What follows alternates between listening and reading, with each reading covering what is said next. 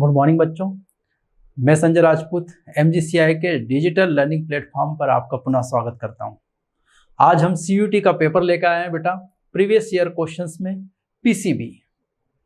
जो हमारा पेपर आज वो कौन सा है? PCB।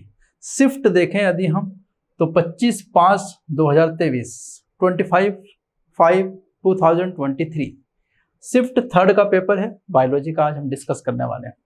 इससे पहले हम 2 पेपर डिस्कस कर चुके हैं। ये थर्ड पेपर है हमारा CUT का। चलो PCB के क्वेश्चन डिस्कस करते हैं। फर्स्ट क्वेश्चन जो हमारा आया है, विच of the following is a hormone releasing IUDs. Barrier method जो हम पढ़ते हैं, उस बैरियर मेथड में एक मेथड है आयोडीज, इंट्रा यूटेराइन डिवाइसेस, और इनको डॉक्टर ही फीमेल में फिट करता है आयोडीज को। और हमारे पास अभी ऐसी आयोडीज है 3 टाइप्स की, जो आयोडीज है नॉन मेडिकेटेड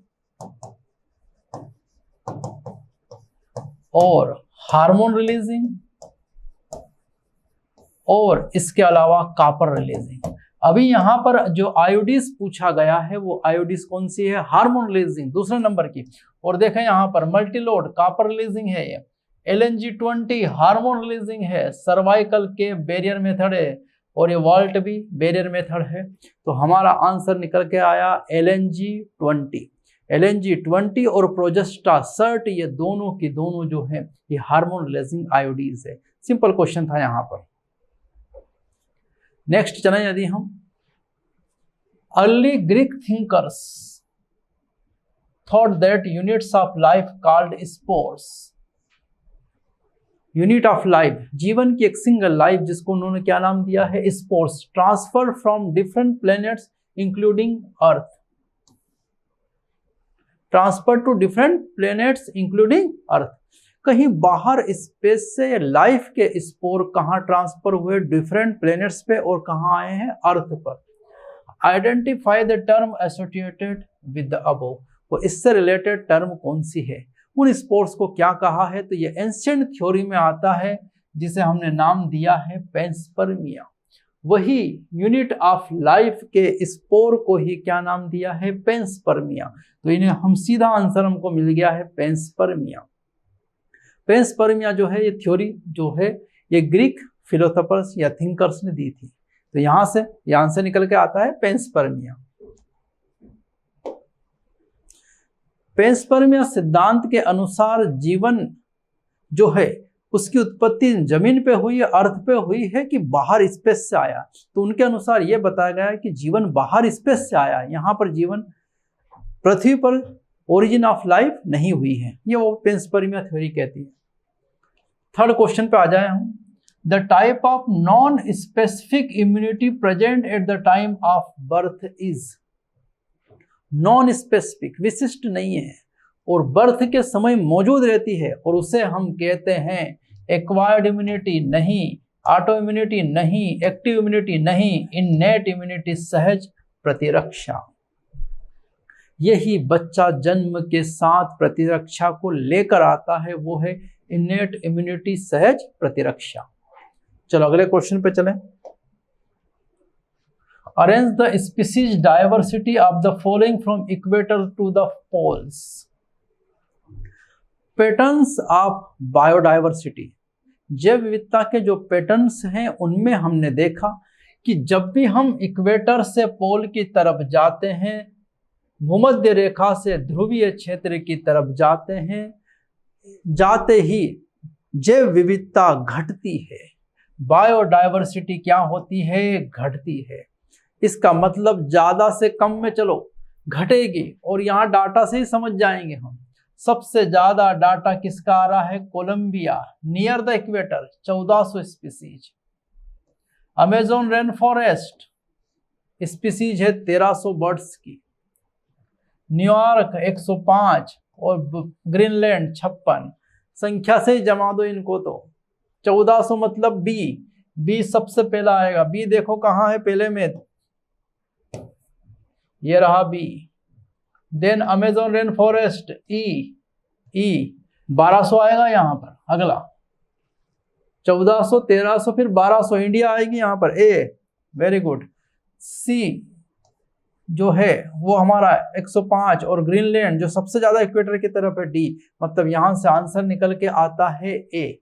सेम पैटर्न यहां भी दिया है एसीडी, लेकिन यहां पलट गया है, जबकि जो सबसे ज्यादा नियर है वो कौन है, Colombia. Then Amazon rain forest. यहां पर बस आपको डिजिट्स के अकॉर्डिंग अरेंज करना है इसको। किसके अकॉर्डिंग अरेंज करना है, डिजिट्स के अकॉर्डिंग। तो सबसे ज्यादा जो अगर हम बात करें तो नियर इक्वेटर कौन होगा, कोलंबिया। अमेजोन रेन फॉरेस्ट भी वही है इक्वेटर पर ज्यादा स्पीसीज किसकी है, कोलंबिया पर, बर्ड्स की, इसलिए ज्यादा नजदीक Colombia, then Amazon rain forest, then यहां पर इंडिया, न्यूयॉर्क एंड ग्रीनलैंड। तो आंसर करेक्ट निकल के आएगा ए। अगला question, which of the following metal can not be recovered from manual recycling process of e waste. ये तो सॉलिड वेस्ट की बात चल रही है, वेस्ट मटेरियल जो आते हैं कहाँ से, डेवलप्ड कंट्री से, डेवलपिंग कंट्री में आते हैं सॉलिड वेस्ट। उनमें किसकी रिसाइकलिंग की जाती है, क्यों आते हैं हमारे यहाँ कूड़ा कचरा, उनमें से रिसाइकलिंग की जाती है गोल्ड की, कॉपर की और निकल की, मरकरी की नहीं की जा सकती।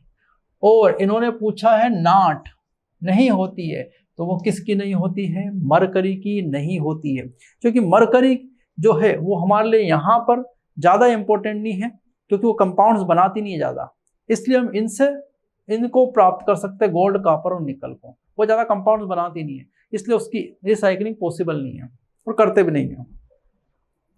अगला question, D which of the following statements are correct regarding decomposition. Decomposition के रिगार्डिंग करेक्ट स्टेटमेंट बताना है। Decomposition is largely oxygen requiring process। Oxygen O2 चाहिए इस प्रोसेस को, बहुत बढ़िया बात है, O2 तो चाहिए इसको, इसका मतलब स्टेटमेंट सही है। जितना ज्यादा सूक्ष्म जीवों को ऑक्सीजन मिलेगा उतना ज्यादा वो क्या करेंगे, decomposition. The rate of decomposition is controlled by chemical composition of detritus and climatic factor। बिल्कुल सही है।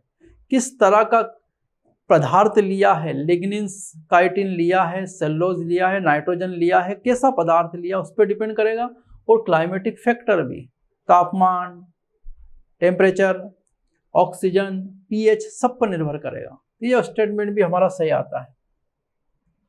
Dry and cold environment favours the decomposition, ये गलत।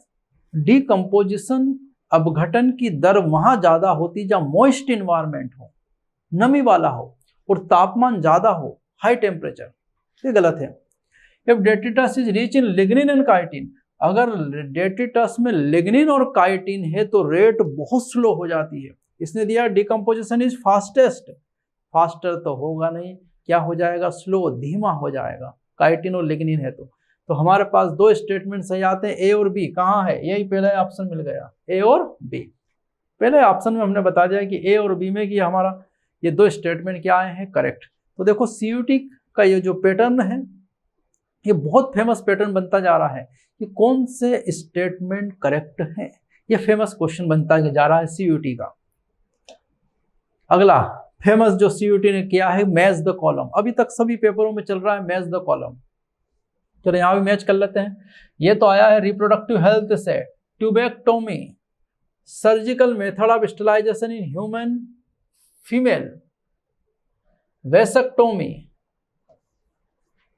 वेसेक्टोमी, वासा डिफरेंशिया को कट करना, surgical method of sterilisation in human male, नर में क्या करते हैं, वेसेक्टोमी, वासा डिफरेंशिया को कट करते हैं ताकि स्पर्म ना पहुंचे। ट्यूबेक्टोमी में फेलोपियन ट्यूब को कट करते हैं, किसमें, फीमेल में। ये मिला दिया हमने यहाँ पर।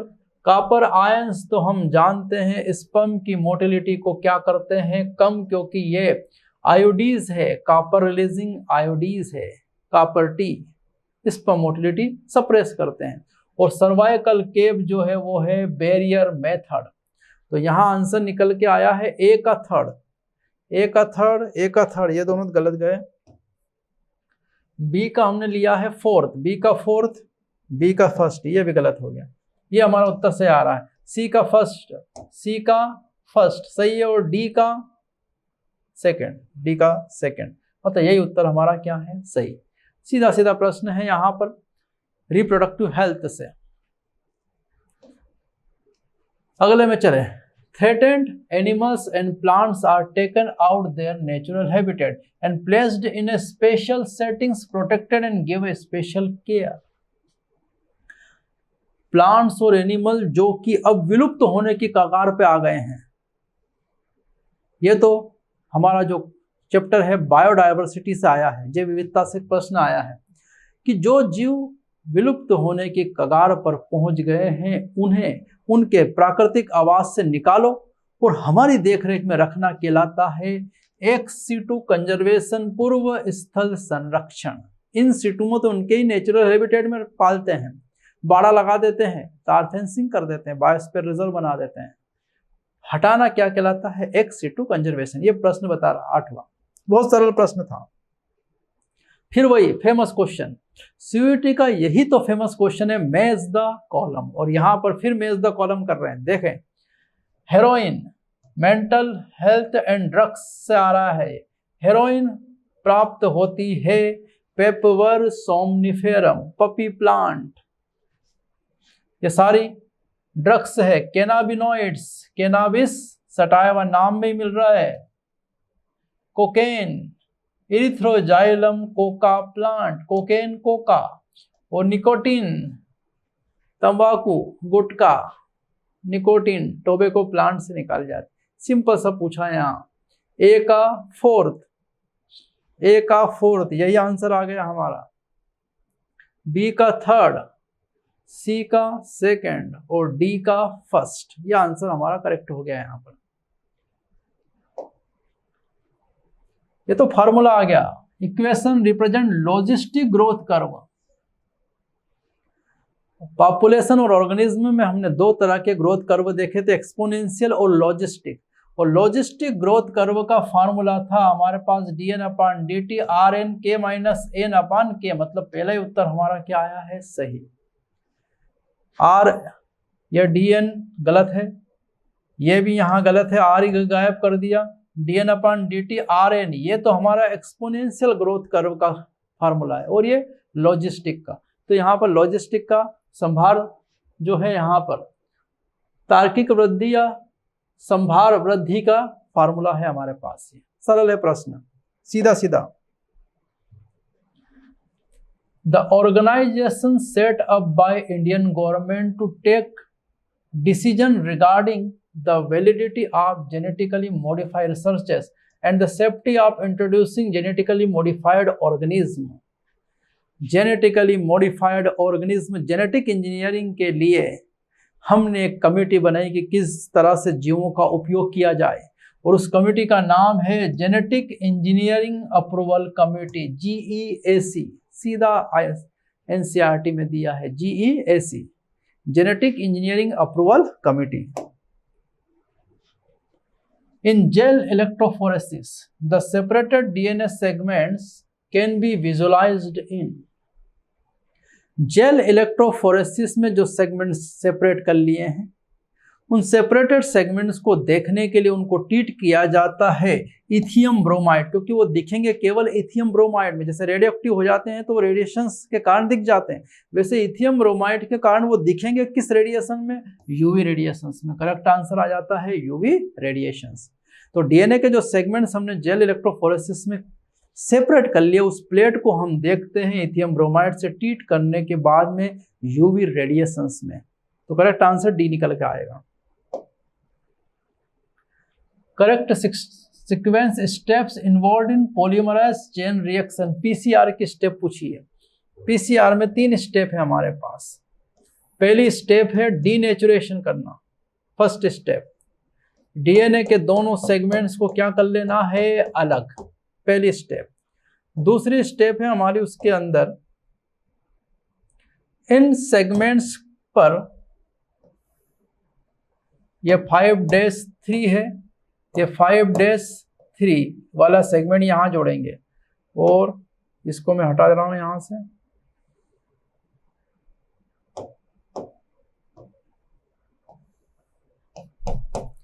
यह है 3-5।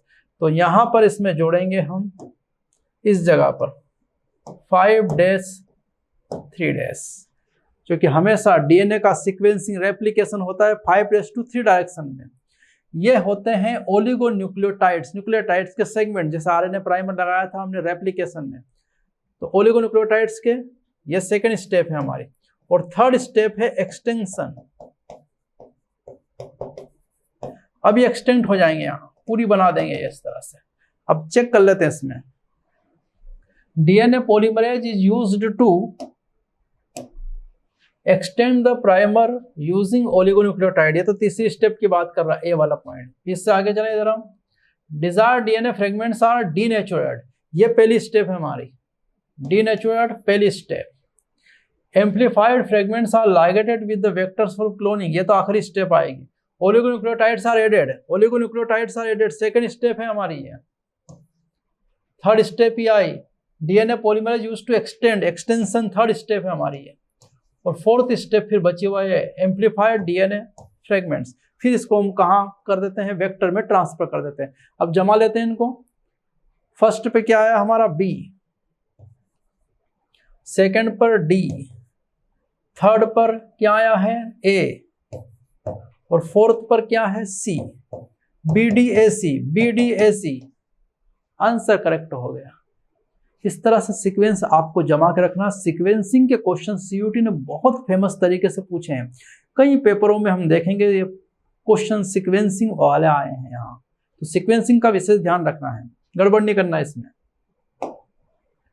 अगला है, select the organism which does not undergo parthenogenesis, में नहीं होती है, हनी बी में होती है, रोटीफर्स में होती है, टर्की में भी होती है, फ्रूट फ्लाई ड्रोसोफिला मक्खी में पार्थेनोजेनेसिस नहीं होती।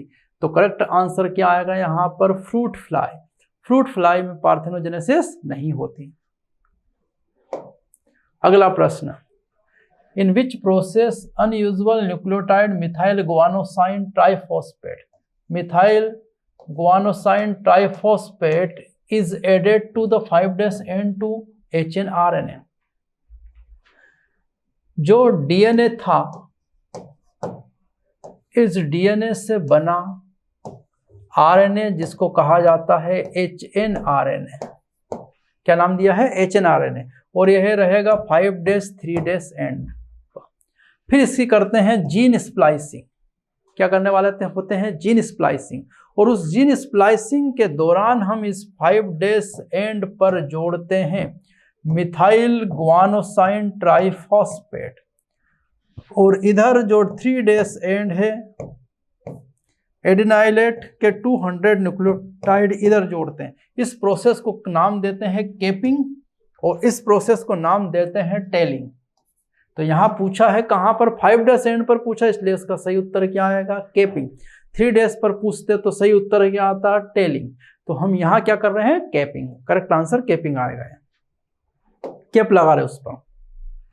BT toxins produced by bacillus thuringiensis is resistant to, Bt cotton वाला किसके लिए रेजिस्टेंट है, इंसेक्ट्स के लिए। बीटी कॉटन तो किसके लिए रेजिस्टेंट है, इंसेक्ट्स के लिए। तो इसका तो सीधा आंसर है यहां पर।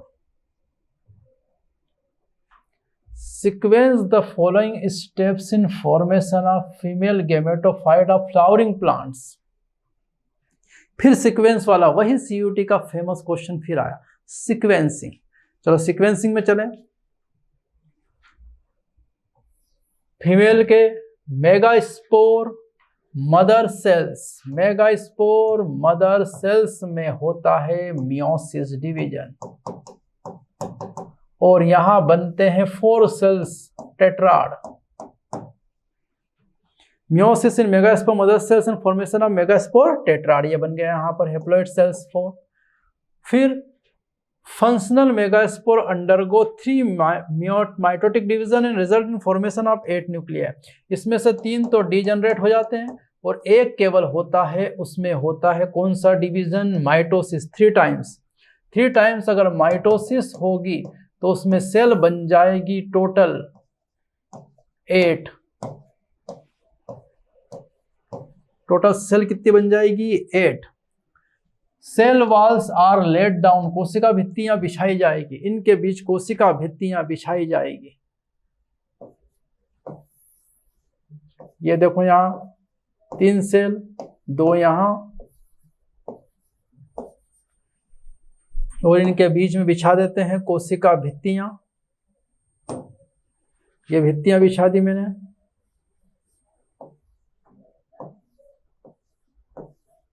ये कोशिका भित्तियां बिछा दी।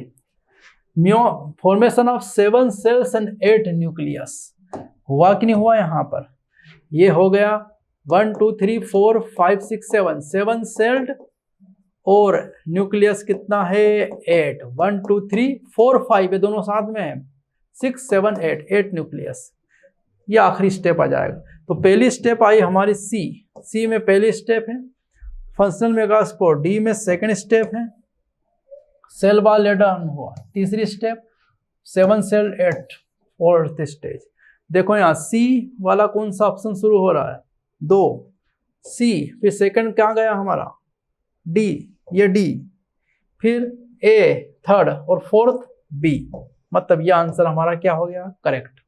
इस तरह से आपको करेक्ट आंसर यहां से क्या कर लेना है? ढूंढ निकालना है। बहुत आसान है। यहाँ पर वही जो हम पढ़ते हैं वही सीधा सीधा यहाँ पर मेगा स्पोरोजेनेसिस हमने समझा है। ये फिर वही फेमस क्वेश्चन, सीयूईटी का वही फेमस क्वेश्चन फिर आया यहाँ पर। देखो match the column. Salmonella typhoid का जीवाणु साल्मोनेला टाइफॉइड का, rhinovirus common cold, streptococcus pneumonia, और plasmodium vivax malaria. Simple question है बहुत ही। ए का सेकंड ये रहा, बी का फर्स्ट ये रहा, सी का फोर्थ ये रहा, और डी का थर्ड ये रहा।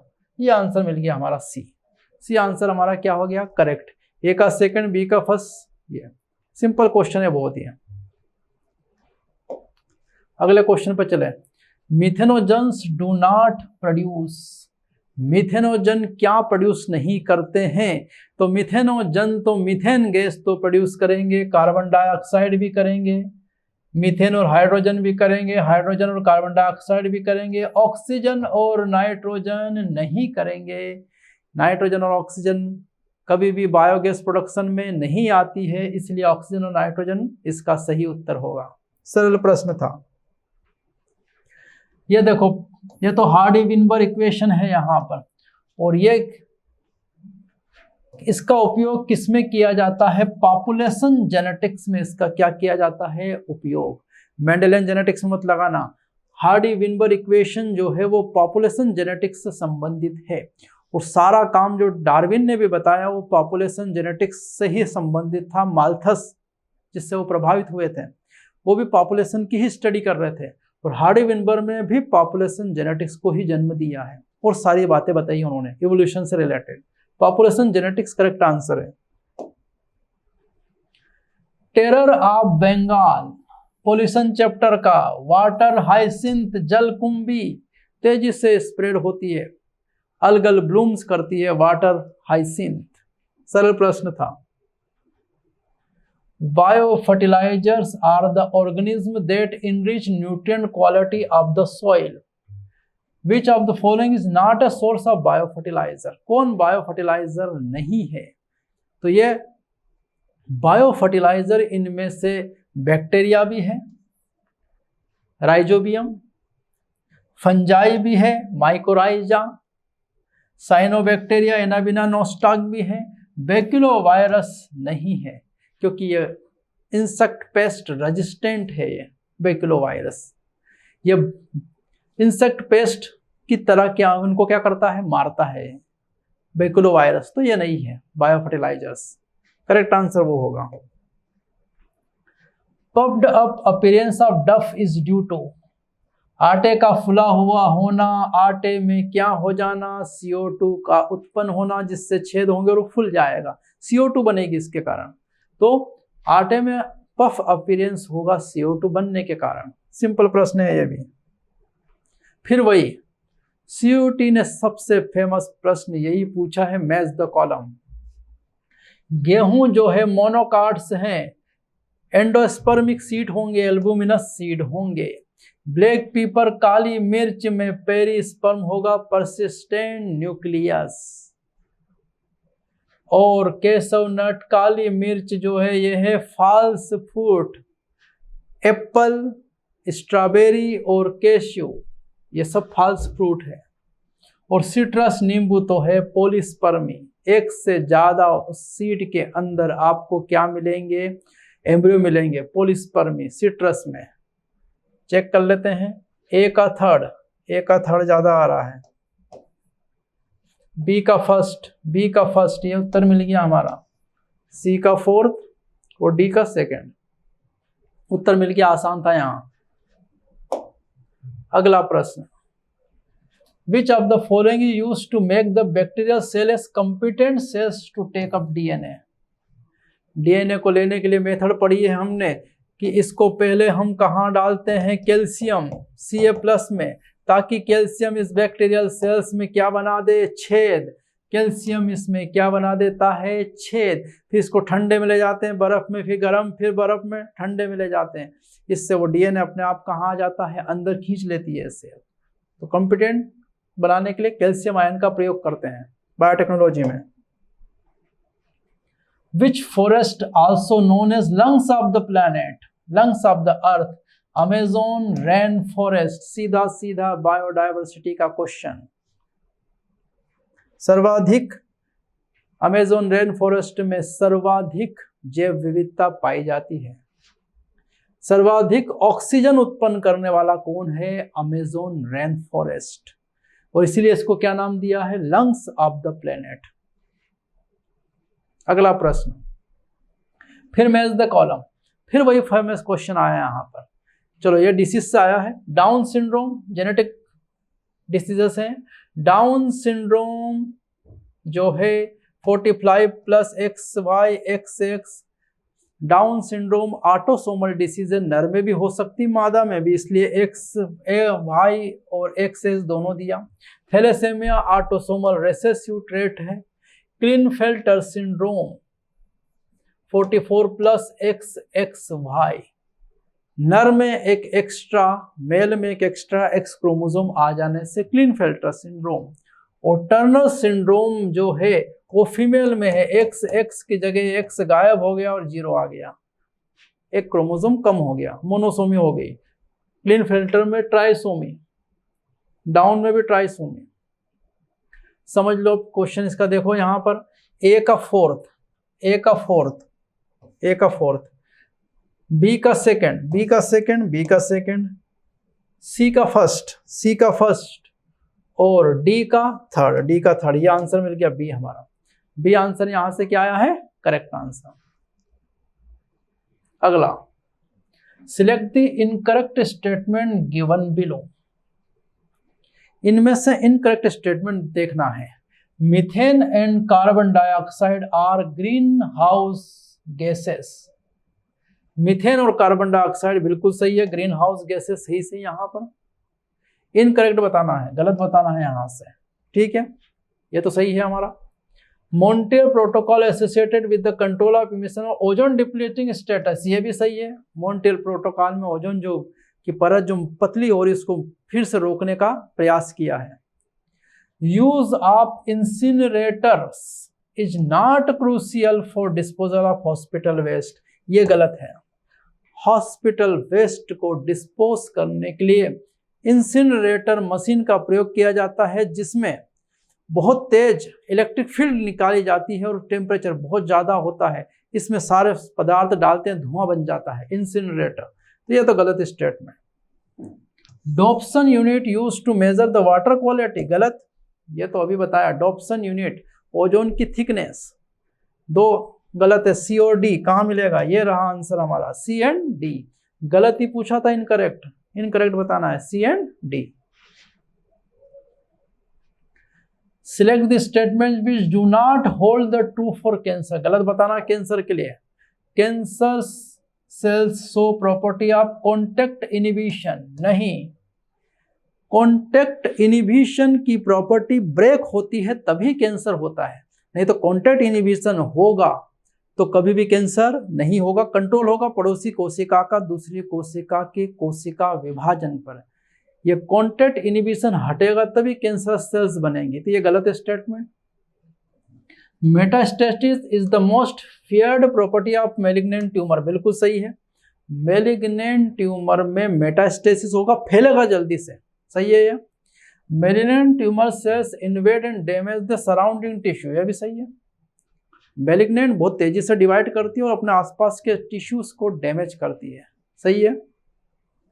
Malignant tumour cells grow slowly, गलत, बहुत फास्ट चलता है। तो दो स्टेटमेंट गलत आए, ए और सी, और गलत ही बताना नॉट।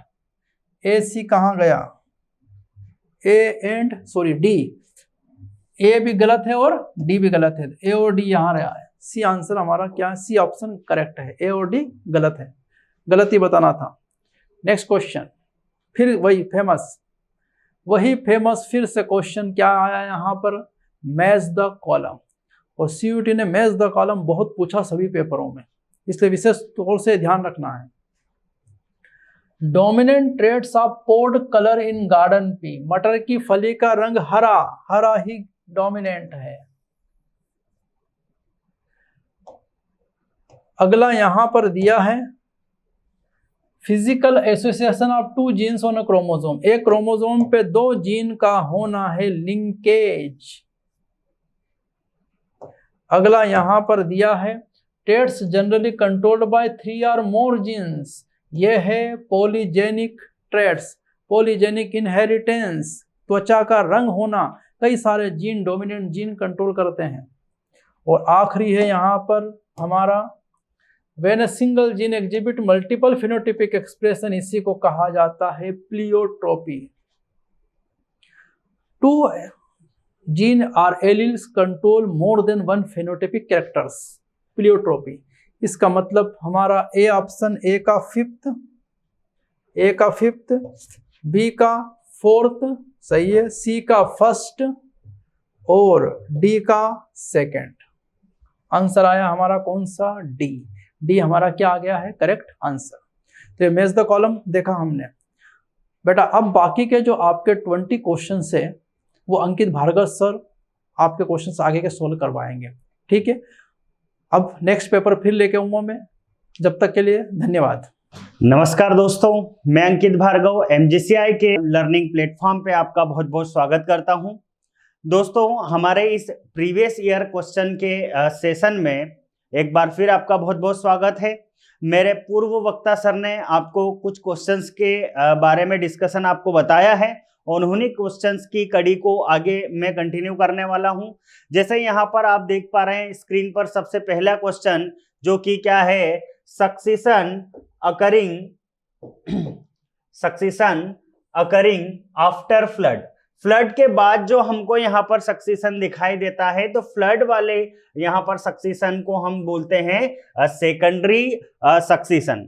लेकिन यहाँ पर कुछ ऑप्शंस हमको दिए हैं, जैसे कि हमको यहाँ पर कहा है हाइड्रार्क सक्सेशन। इस हाइड्रार्क सक्सेशन की अगर हम बात को समझे तो ये किस टाइप का सक्सेशन होने वाला है, तो ये पोन के अंदर होने वाले सक्सेशन की अगर हम बात को समझे तो ये पोन का सक्सेशन होने वाला है। देन बात आ रही है प्राइमरी सक्सेशन की, तो प्राइमरी सक्सेशन कब अकर्स होता है, तो ये होता है वोल्केनिक इरप्शन। वोल्केनिक जो इरप्शंस होते हैं, उन वोल्केनिक इरप्शंस के दौरान जो यहाँ पर सक्सेशन अकर्स होगा उसको हमने बोला है प्राइमरी सक्सेशन। देन यहाँ पर ये जो मिजार्क सक्सेशन वाली बात हो रही है, ये मिजार्क सक्सेशन कब होता है, तो यहाँ पर जब हम रॉक फॉर्मेशन की बात करते हैं, तो रॉक फॉर्मेशन के दौरान जो होने वाला सक्सेशन है जिसको हमने क्या कहा है, मिजार्क सक्सेशन। देन अगला क्वेश्चन हमको यहाँ पे बोला है inbreeding is carried out in animal husbandry because it. मतलब अगर हम यहाँ पर बात को समझे तो हमें कहा गया है कि पशुपालन में आप जब अंतः प्रजनन का कार्य करते हैं तो ये क्यों करते हैं, इसका रीजन हमको बताना है। तो हमको बोला है कि जब भी आप इनब्रीडिंग कराओगे तो क्या आप हाइब्रिड विगर इंक्रीज कराना चाहते हो, या फिर आप क्या बोलना चाह रहे हैं वो इम्प्रूव द ब्रीड्स, मतलब नस्लों में सुधार करना चाहते हो, या फिर इंक्रीज द होमोजाइगोसिटी मतलब समयुग्मजता आप बढ़ाना चाहते हैं, या फिर इंक्रीज द होमोजाइगोसिटी और हेट्रोजाइगोसिटी मतलब हेट्रोजाइगोसिटी इंक्रीज करना चाहते हैं। तो यहां पर अगर हम बात को समझे, जब भी इनब्रीडिंग की बात होगी तो जब भी इनब्रीडिंग होगी, इनब्रीडिंग में हमेशा क्या इंक्रीज होने वाली है, तो इनब्रीडिंग में हमेशा आप देखेंगे कि होमोजाइगोसिटी ही इंक्रीज होने वाली है।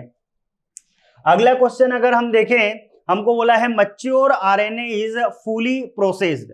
जब भी हम यहां पर बात करते हैं मैच्योर आरएनए की और प्रोसेस्ड फॉर्म की, तो हम एचएन आरएनए को कंसीडर करते हैं। किसको कंसीडर करेंगे हम? एचएन आरएनए को कंसीडर करेंगे। देन अगली बात हमको अगला क्वेश्चन बोला है, टिश्यू कल्चर के माध्यम से हजारों पौधे तैयार करने की जो मेथड है, इस मेथड को हम क्या बोलते हैं? तो इस मेथड को दोस्तों हम जानते हैं माइक्रो प्रोपगेशन।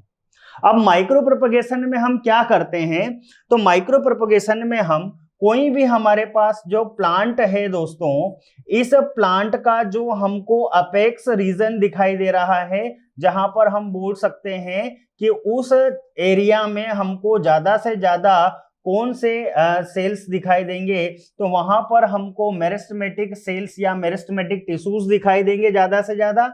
और इस मेरिस्टेमेटिक रीजन से हम कुछ टिश्यूज को कलेक्ट करके उनको लेबोरेटरीज में प्रोपगेट करवाएंगे, उनका कल्चरिंग करवाएंगे उनके, और उनसे हम क्या है कई सारे प्लांट्स ऑब्टेन करेंगे। इस प्रोसेस को हम क्या बोलते हैं? Micro propagation. क्लियर? देन अगला क्वेश्चन अगर हम देखें, तो यहां पर हमको कुछ ह्यूमन की अपने को यहां पर बात कही गई है, जो इवोल्यूशन वाले चैप्टर में अपन देखते हैं। डायरेक्टली हमको उसी चैप्टर का पूरा पूरा पैराग्राफ यहां पर दे दिया गया इवोल्यूशन वाले में। अब इस इवोल्यूशन वाले अगर हम क्वेश्चन की अगर बात को समझे, तो हमको एक तरफ तो ह्यूमंस के साइंटिफिकली हमको साइंटिफिक नेम दे रखे हैं, देन उनके ब्रेन के अंदर किस तरीके की कंडीशंस है, ये कंडीशन अपने को दे रखी है। यहां पर इनकी कंडीशंस की अगर हम बात को समझें, तो किसमें क्या कंडीशन अप्लाई होने वाली है। अब यहां पर अगर हम बात को समझे, तो बोला है लगभग 900 सीसी की मस्तिष्क क्षमता वाले प्राइमेट्स की अगर हम बात को समझें, तो 900 सीसी का जो ब्रेन कैपेसिटी है वो किन में होने वाला है? तो ये होने वाला है दोस्तों होमो इरेक्टस में। किसमें होने वाला है? होमो इरेक्टस, मतलब सेकंड के लिए हम ए को कंसीडर करेंगे। दूसरी बात बोली है 1400 सीसी ब्रेन, और ये हमको कहां पर देखने को मिलेंगे? ऐसे प्राइमेट जिनका ब्रेन कितना होगा? 1400 सीसी का होगा। और ये हमको कहां पर देखने को मिल रहे हैं? तो सेंट्रल एशिया रीजन में देखने को मिल रहे हैं। तो यहां पर अगर हम बात को समझे, तो ऐसा कौन होगा? तो निएंडरथल मानव, जिनको हम बोलते हैं निएंडरथल मैन, तो यहां पर हम इसको बी कंसीडर कर रहे हैं। थर्ड हमारे पास जो बोला है हमको, प्राइमेट जो अफ्रीका में पैदा हुए और महाद्वीपों पे चले गए और अलग अलग नस्लों में विकसित हुए। यहां पर अगर इसकी बात को अगर हम समझें, तो जो होमोसेपियंस थे, जो कि हम यहां पर हमारे खुद की बात करें, तो हमारा जो ओरिजिन है वो कहाँ से है? तो हमारा ओरिजिन जो है वो कहाँ से? अफ्रीका से है। और जो कि हम अलग अलग अब हमारे पूरे अर्थ पर अगर देखें तो डिस्ट्रीब्यूट हो चुके हैं। देन अगली बात हमको बोली है डी में क्या बात बोली है हमको बोला है 650 to 800 ब्रेन कैपेसिटी, है ना।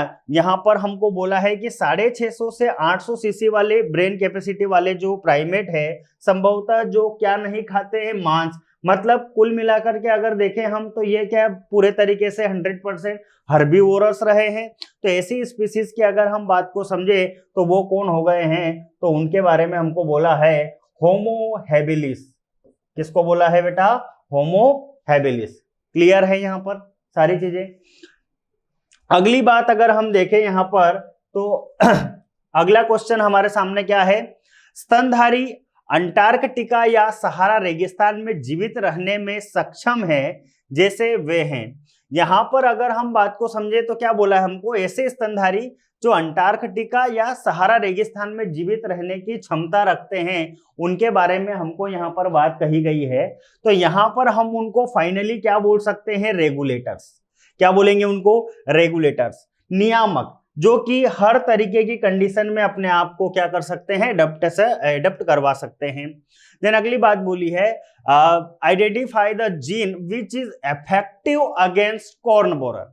कॉर्न बोरर के लिए अगर हम यहाँ पर बात को समझे कि कॉर्न बोरर के लिए कौन सा जीन इफेक्टिव रहने वाला है, तो यहाँ पर अगर हम बात को समझे तो कौन रहने वाला है दोस्तों, क्राइफर्स्ट AB।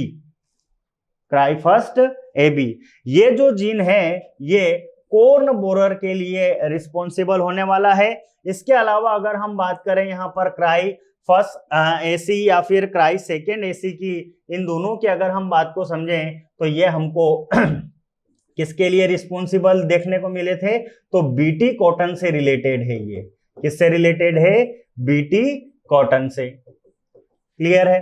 अगला क्वेश्चन अगर हम देखें, अगला क्वेश्चन हमको क्या कहा है, उस जीव की पहचान करें जो एकल कोशिकीय प्रोटीन का स्रोत है और व्यावसायिक पैमाने पर उगाया जाता है। यहां पर अगर हम बात को समझें तो ये जो तीन हमको दिख रहे हैं बैक्टीरिया, इनका हम एग्रीकल्चरल यूज में लेते हैं और इनका कभी भी हम कमर्शियल अगर देखें तो प्रोडक्शन नहीं लेते। लेकिन हमको एक स्पेशल उसने स्टेटमेंट दिया है कि सिंगल सेल, और हमको अगली बात क्या बोली है, उसने बोला है हमको source of single cell protein. Single cell protein की अगर बात को समझे तो हमारे पास जो रहने वाला है वो कौन रहने वाला है, स्पिरुलिना। स्पिरुलिना की अगर हम बात को समझे जो कि एक तरीके का क्या है, साइनोबैक्टीरिया है, और इसको हम अगर देखें तो एज प्रोटीन के रूप में हम इसकी मतलब पील्स या इस तरीके से देखें तो सप्लीमेंट फूड के रूप में इसको हम लेना पसंद करते हैं। अगली बात अगर देखें तो हमको बोला है स्पर्मेटोजेनेसिस की प्रोसेस हमको यहां पर बताई गई है। स्पर्मेटोजेनेसिस की प्रोसेस में हमको बोला है उन्होंने correct statement from the following. अब हमको यहां पर एक करेक्ट स्टेटमेंट यहां से क्या करना है, सिलेक्ट करना है। यहां पर हमको कुछ स्टेटमेंट्स दे रखे, इनमें से हमको करेक्ट को सिलेक्ट करना है। अब यहां पर अगर हम बात को समझे तो स्पर्मेटोजेनेसिस की जो प्रोसेस है, इस स्पर्मेटोजेनेसिस की प्रोसेस में अपने को क्या बात बोली है, सबसे पहले हमको स्टेटमेंट दिया है स्पर्मेटोगोनिया हमेशा अर्धसूत्री विभाजन से गुजरता है। बिल्कुल गलत स्टेटमेंट है दोस्तों। क्यों? क्योंकि स्पर्मेटोगोनिया जो होता है यह हमेशा किस तरीके का डिवीजन करता है, तो माइटोटिक डिवीजन करता है, मतलब समसूत्री विभाजन करता है। लेकिन अगली बात बोलिए, प्राइमरी शुक्राणु कोशिकाएं माइटोटिक कोशिका विभाजन द्वारा विभाजित होती है।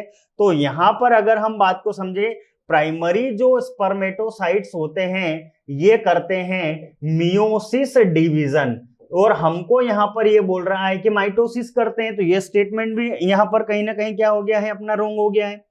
थर्ड स्टेटमेंट दिया है secondary spermatocyte having 23 chromosome and undergo second meiotic division. बिल्कुल यहां पर अगर हम बात को समझें तो ये स्टेटमेंट अपने को बिल्कुल यहां पर अगर देखा जाए तो करेक्ट दिया गया है।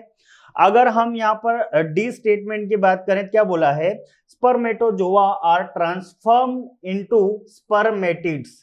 यहां पर अगर हम एक प्रोसेस को समझें तो हमको बोला है कि स्पर्मेटोजोआ स्पर्मेटिड में ट्रांसफर होते हैं, जबकि इसका ऑपोजिट होता है कि जो स्पर्मेटिड्स होते हैं ये टेल लेस, अगर हम इनको एक तरीके से देखें तो टेल लेस स्पर्म्स होते हैं। कौन? स्पर्मेटिड्स।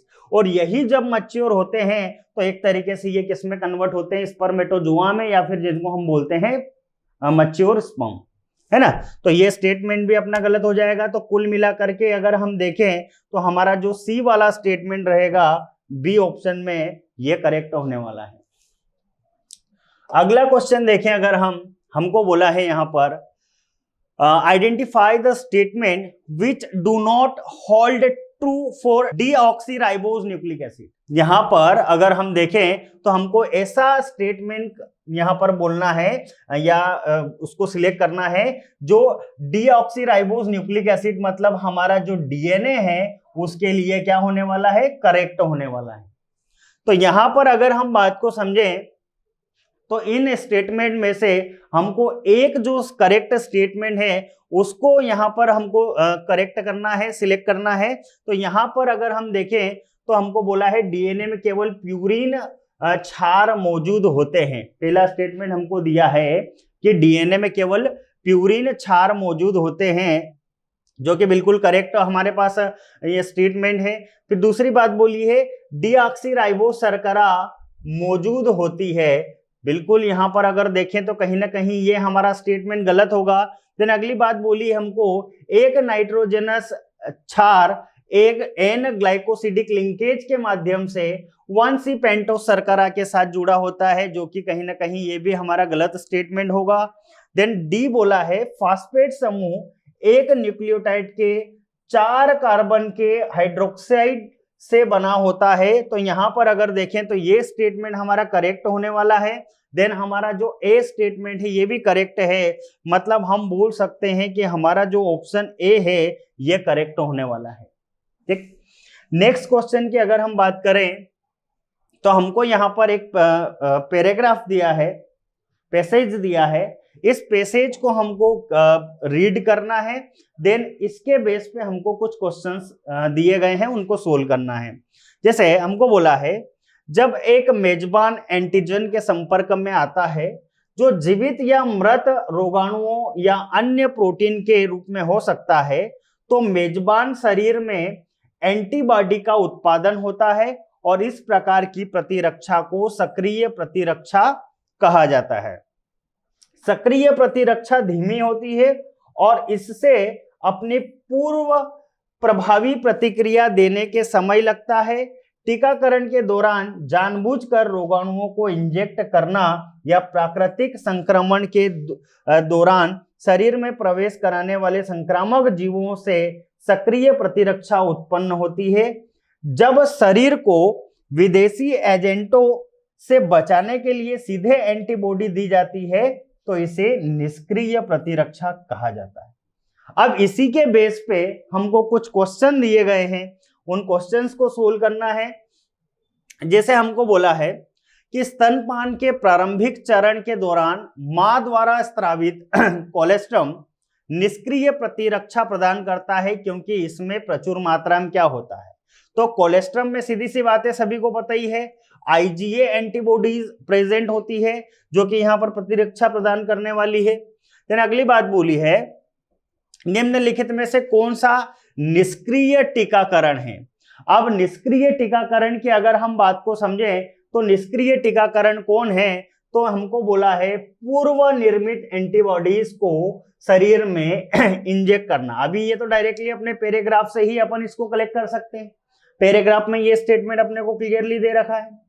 नेक्स्ट क्वेश्चन बोला है गर्भावस्था के दौरान नाल के माध्यम से मां से भ्रूण को प्रदान की जाने वाली प्रतिरक्षा, मतलब हम अलग से ये एंटीबॉडीज बॉडी के अंदर इंटर करवा रहे हैं। तो यहां पर अगर हम बात को समझें तो इसको हम बोलते हैं नॉन स्पेसिफिक इम्यूनिटी या गैर विशिष्ट प्रतिरक्षा। अगला क्वेश्चन अगर हम देखें तो बोला है शरीर में एंटीजन के विरुद्ध एंटीबॉडी का उत्पादन होता है।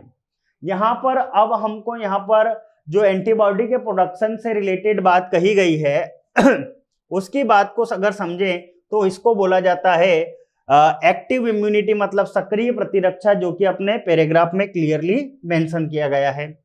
अब हमको यहाँ पर बात कही गई है कुछ बैरियर्स दिए गए हैं और उन बैरियर्स के अकॉर्डिंग हमको यहाँ पर बात करना है। अब बैरियर्स के अकॉर्डिंग अगर हम बात को समझे तो हमको बोला है एक तरफ हमको बैरियर्स दिए हैं और उसका एग्जाम्पल। तो हमको सबसे पहले बोला है कि फिजिकल बैरियर कौन है। अब फिजिकल बैरियर की अगर हम बात को समझें तो जो हमारी स्किन होती है, स्किन को कहा जाता है फिजिकल बैरियर।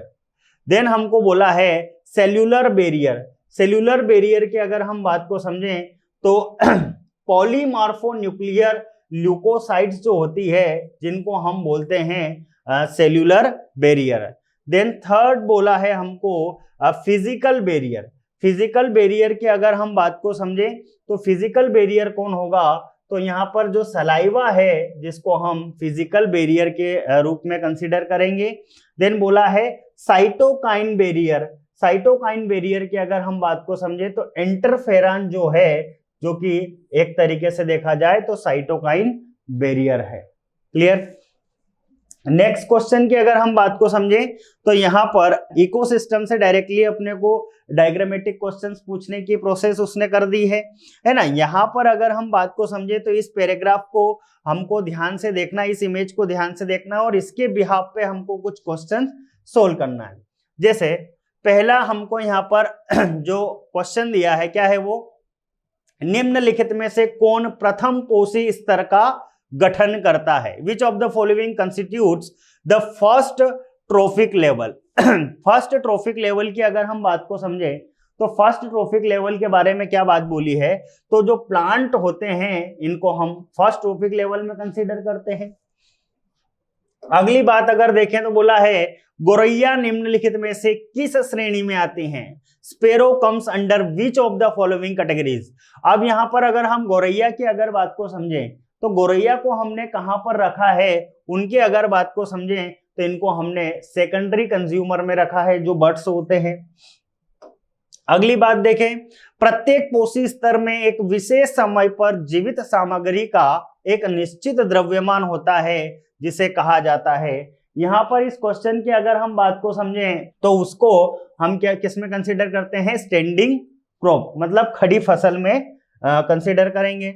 अगली बात बोली है निम्नलिखित में से कौन प्राथमिक उपभोक्ता नहीं है? प्राइमरी कंज्यूमर नहीं है। तो प्राइमरी कंज्यूमर कौन नहीं है? तो यहाँ पर प्राइमरी कंज्यूमर की अगर हम बात को समझे तो किसको कंसीडर करने वाले हैं हम? तो प्राइमरी कंज्यूमर में हम स्नेक को कभी भी कंसीडर नहीं करेंगे।